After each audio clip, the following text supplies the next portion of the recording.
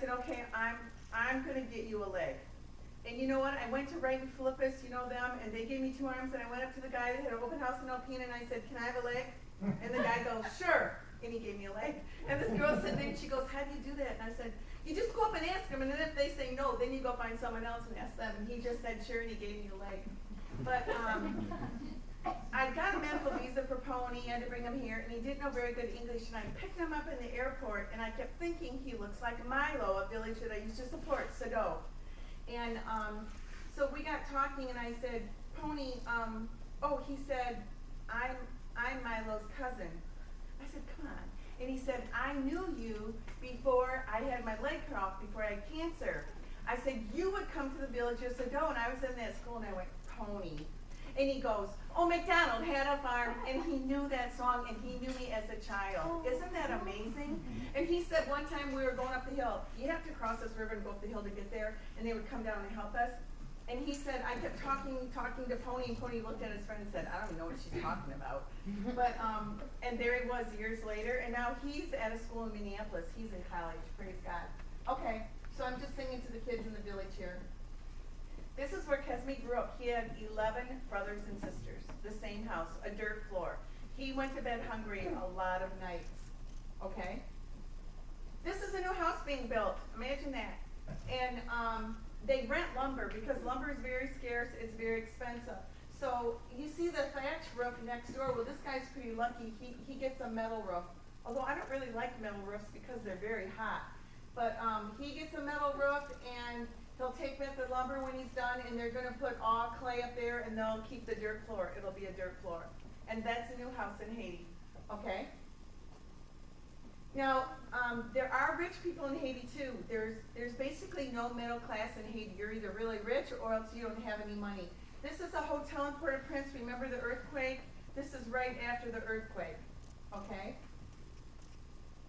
This is what is our White House. They call this the palace. This is where the president was. I was home in Haiti, and a friend called me and said, turn on the TV, there was an earthquake. And the phone kept ringing, my cell phone, my home phone, and you couldn't get through to Haiti. So I didn't know if my house was gone, if all my kids were gone. We didn't know anything.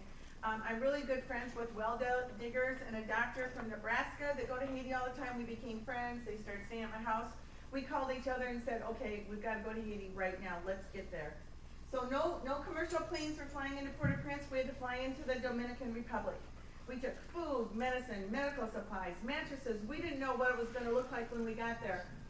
And we bought a truck. I'll show you the truck in a minute. We had to fly into the Dominican Republic. I got there first, stayed a night, and then they came the next night. We bought a truck and left for Haiti, drove 13 hours, okay? This is just what the earthquake looked like everywhere for miles and miles and miles, okay? Here's our truck. Isn't it cool? There was no windshield. It was $2,000. It had a great motor. We bought new helmets, and me and one of the guys from Nebraska, his wife, sat in the front. We had our driver. We wore 3 helmets, and they had to wire my door shut, and we drove 13 hours like that. So that is my former partner. They drove down and met us, and he was just laughing, going, can you believe these Americans came in this truck? But that was our truck, and I wouldn't trade that for the world. By the way, my son Adam, I'm friends with all these medical doctors. You know, you meet them all from all over the country. And I said, one day I said, Rick, you know, I really need my son to come here. He wants to help. He goes, okay, Annie. First seat we get, we'll put him on a plane. So my son flew to Texas and came in a private jet while his mom had to drive 13 hours. Okay. Adam stayed for 3 weeks, and he was a great help. Okay. I'm a certified medical assistant. I used to work at this hospital in Haiti full time.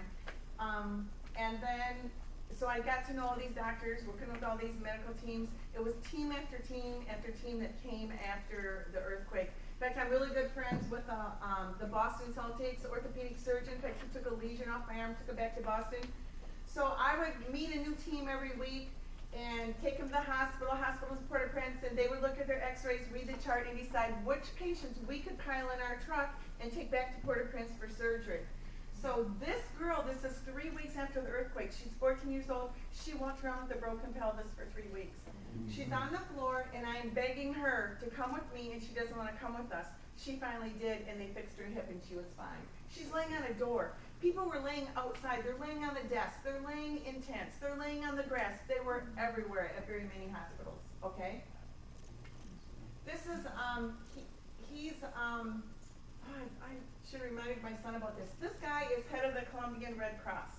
And I met him at the hospital. We got there on Saturday night, I'm at the hospitals going, hey, look, we got teams, we can take patients. This guy goes, okay, I will work with you.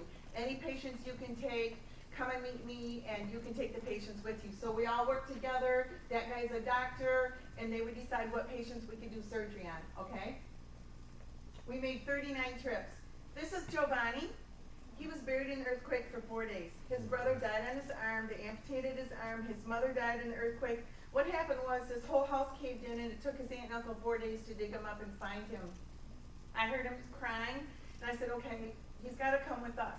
His aunt came and stayed one night with me, and he's been with us ever since. We did find out his dad was alive. His dad gets him in the summer for a little bit and takes him at Christmas, but he signed him legally over to me. He had 2 big holes in his head. We figured he was probably lodged in cement, went like this, and we wanted him, he needed skin grafts.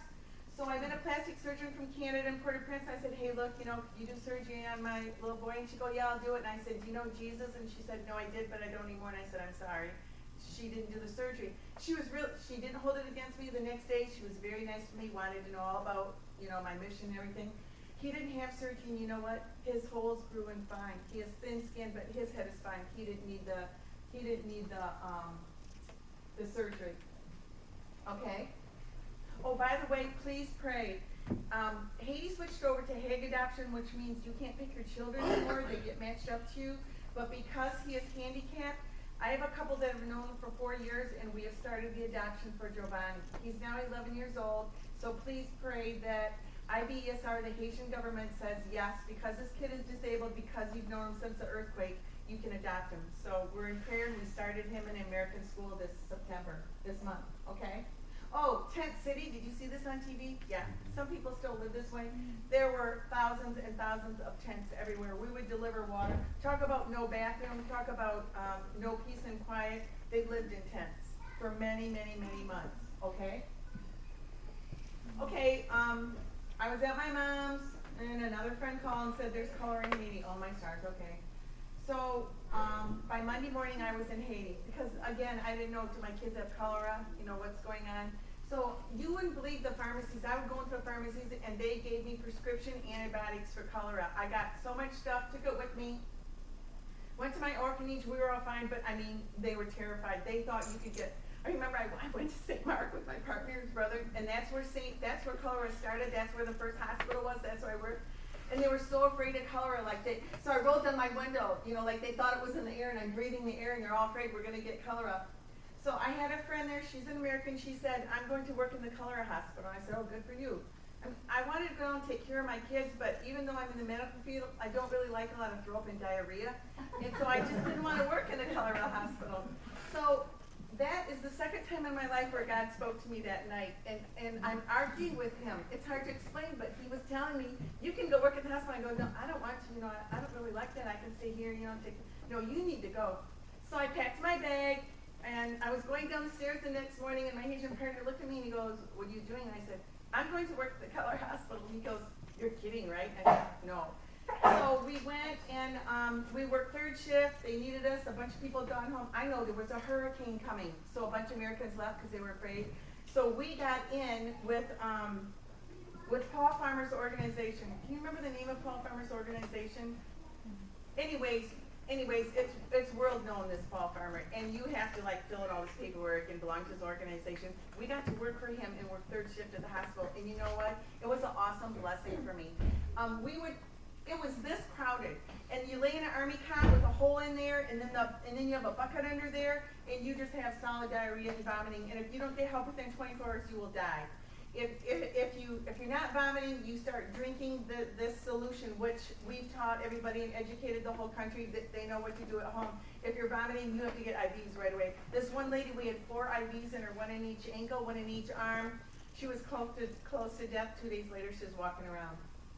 So what you do is you change IVs all night long. You change IVs, you make sure their bags don't get empty, and you make them drink the solution, okay? This is our hospital in Pierpont, which has been really fixed up since the earthquake. I have a team coming in November, one coming in October, and I work with these people all the time, and I love it. I just help out when I can and do what I can and try and show them Haiti, okay? Okay, when I used to work at the hospital every day, the lady in the lab got pregnant. I said, oh, you need to name your son Abraham after my oldest son. She asked me to help in the C-section, so I went in with a delivery. She named him Abraham. So that's little Abraham right there. And I'm holding him, okay?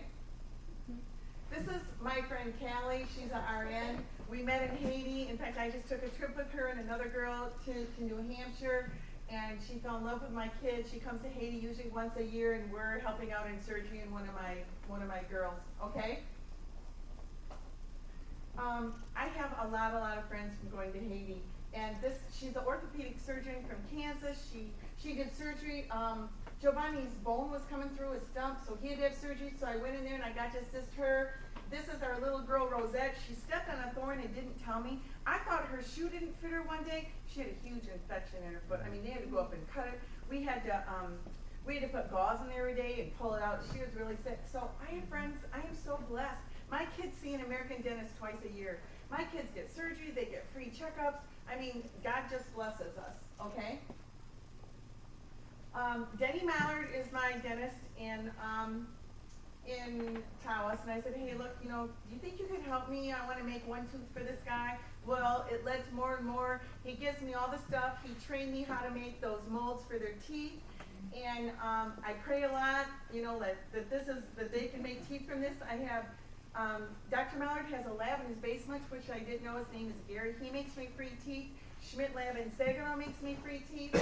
So this guy comes with like 8 missing teeth, said, can you give me teeth? Oh man. So we prayed really hard. This guy's only 29 years old. Okay, go to the next one. There's his top teeth.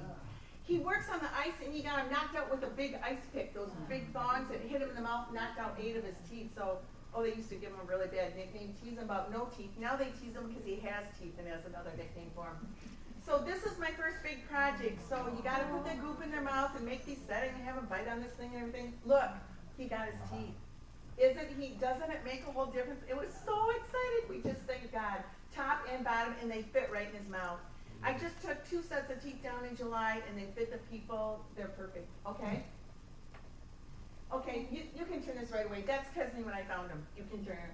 Actually, I need to try and remember to take it out. That's what Kesme looked like when I found him. He couldn't even walk. So he teases me because I don't know what to say to this kid. I don't know what to do. He's all burned up. He's suffering. And he doesn't have any hands. You know, he can't say hello. So I took his toes and I went, this little piggy went market. This little piggy stayed home. He tells all of his friends, and we still laugh about him. And it was God. It was God that showed me all the people that blessed me with all these doctors, that showed me where to put him in a medical school, that brought him to Alpena College, and it's such a huge blessing. This is kind of an old picture, but he plays soccer. I mean, one time they called me. I was at my office. I worked at Oconee Health Center for years, and they said, Kesme broke his collarbone playing soccer. Okay, so I had to FedEx a sling down for him, but he still plays soccer all the time, okay?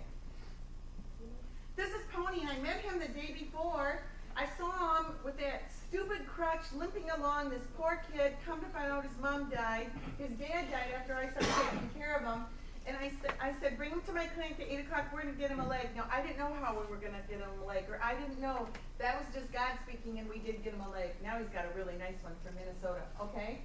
So that's the first day I met him. Okay, so Pony gets his leg, right? He gets on my good bicycle. I'm at work. He's got his leg a day. I come home, and he's riding my really good bicycle in the yard. So this is one day after his leg. And look, you can't tell he's got a fake leg. And look at the smile on his face. Okay. This is all the kids. We have a few new ones since this picture. We did this not last Christmas, the Christmas before, and we put this on our newsletter. Isn't it cute? So this is our front yard, and that's my dog that I brought from Michigan. I called him neighbor Abraham after my son. So we're just all saying Merry Christmas. It's kind of easy to find me, isn't it? Oh, and okay, can you turn back 1 minute or can't you? There's a guy, see right above the eye, there's an older guy with a red shirt. His name is Evans. He fell out of a tree. He's paralyzed. Him and his mother have lived with us. That's another time when God spoke to me. This lady called me up and she said, she's a friend of mine, American. There's this guy in the mountains. He's paralyzed. he's laying in bed, he can't get up, can you help him? And I said, no. You know, like, I was working at the hospital, I was just getting some new kids, like, what am I gonna do for him? I was overwhelmed. And I said, no, you know, I'm sorry. She goes, well, do you just wanna go look at him? I said, no, I'm sorry, you know, and I'm thinking, what do you think I am, Mother Teresa? Like, you get so overwhelmed, like, you know, I can't do everything. So that's when God spoke to me too and said, what's wrong with you? You can't even help this man. So I got on the phone, these organizations that I knew that would transport people, no one could help me. The well diggers were there from Nebraska. They said, let's just get in our truck. We'll take our truck and go up there and get him. He had a dirty catheter. He couldn't even sit up here. He had a hernia. We laid him in the back of this truck. We had to drive over 2 hours to get to Port-au-Prince. They kept him in the hospital for 2.5 months. They gave him training, rehab, gave him surgery, everything. Then they brought him to me. Oh boy. He's lived with me ever since, and you know what? I don't even want him to leave. He's a blessing. His mom's a blessing. And he's got a TV downstairs, and that's another thing. I have a physical therapist coming October 23rd. We're going to start working with him. We're going to make him start doing stuff. He's going to get a wheelchair where he can walk to the beach and back, and we're going to give him jobs to do. He's just not going to sit in a wheelchair all the time, okay? Okay, I call this kid Sofa Couch. He was in that village of LaGrange, and you got to drive your truck through all those thatch huts and avoid him and try and get to Kesney's mom and dad's, and this little kid's out there going, telling me which way to go so I don't hit all the other huts, and I just fell in love with him, and I said, we have to take this kid home, and we did. And that day, they're cooking me food. You can see they don't even have a grill, and he's down there blowing on the fire to get it going, but he doesn't know that I want to take him home. So, okay, go again, and I think you can see his house. This is his house. It was a thatch hut. I'm not sure what that corn is. It might be voodoo, but there was nothing in his house, and that's how sad he looked. So I went to his dad. I don't know where his mom is, but his dad lives there, and I said, can I take him home, you know, blah, blah, blah, and he went like this. Like, take him. I don't care, take him. And we took him. He doesn't go home at Christmas. He stays with us, but believe me, he was trouble when we got him. He cut his mattress up. He was right all over the walls. He's still a little trouble, isn't he, Mark? He's not supposed to climb a coconut tree. He just got hit with a belt. And what does he do? He climbs the coconut tree for Mark to get a coconut. Mark said, what can I do? The kid got me a coconut. But he's really straightened out, and he's really sweet. His real name is Alese